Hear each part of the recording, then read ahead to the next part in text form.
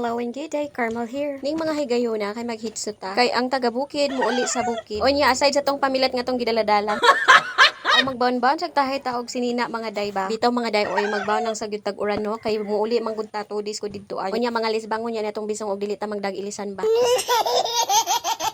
Ay, joke lang. Syempre, naon sa man akong baba, ay wala na joy friend, no? So, wala sa tay topic nga pag-istoryahan karong higayon na mga dayha. So, i-postpone sa una na nato atong live story, sharing experiences, words of wisdom. So, una na siya day, ug mauli na kog balik sa amo ang balay ba. Kay as of this moment, mga day, ganahan pa ko og nice nga vibes. Ganahan ko og jolly nga vibes nga voice over ba. Kay kung adto man gus amo makapabor kog palami-palami sa akong tingog. Kay hingaw man gud kaayo didto. Anyway, so i-share lang day nako sa inyo sug wala gud mo nangutana. Kana bitaw akong gisulob mga day. Una arang na gud siya balik sa akuan. O, pila man gud na siya katuig mga day nga nag-standby kay naunsa man dili naman ka arang kaning atong lawas mura naman og gugma sa kung bana harang lapara. O while nag voice over day ko mga day no. Di ato ang istorya yabag-yabagon ta man gyud di ba. So mamahon naman din may aning higayuna kay nangagda naman ako ang mama. O agdahon taga sa tambong dayon ta kay bisig dili na usban og agda. Makadaot ra ba na mag-uwaw tahay tayo nagkutoy na day atong tiyan ba.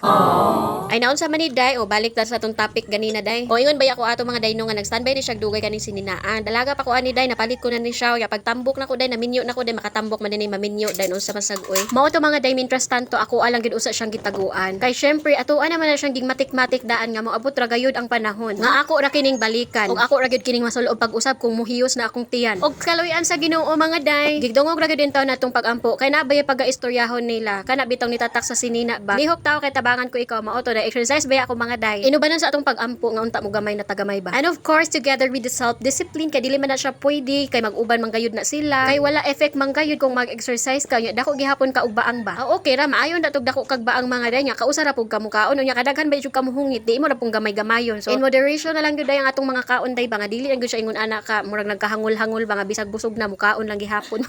Ay bitaw mga day mao na to tong istorya dili na kayo nato tas-on ba. O excuse day sa mga noisy background mga day kay naman gud mi daplin sa kalsada o basag mao ni day tingugan agad ko ani daplin sa kalsada so magsawog gyud mi sa kung tingog ug mga tingog sa mga matang magdagandagan sa kalsada. Ug mao na to ang itong istorya karong higayon na bye na.